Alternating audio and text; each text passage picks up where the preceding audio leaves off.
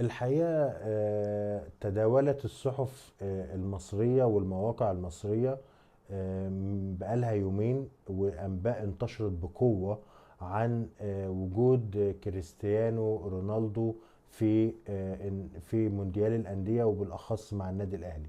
طبعا الشائعات، وطبعا كان خبر مع بعض الأهلاوية كان سعيد جدا، وبعض التاني من الأهلاوية يقول لك صعب جدا، يعني مستحيل.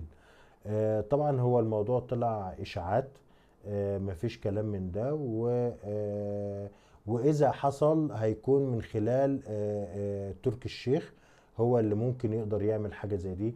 واعتقد ان هو لازم يكون متواصل مع مجلس الادارة، ويكون في ود ما بينهم بحيث ان يقدر يجيب لهم الصفقة ديت. ولكن الاهلي بنسبة 99% رافض اي لعيب يجي في كاس العالم لمدة شهر بس، لان ده بيبخس حق باقي اللعيبة. فالاهلي يوم ما هيجيب لعيب هيجيبه على الاقل لمدة موسم او تعاقد نهائي.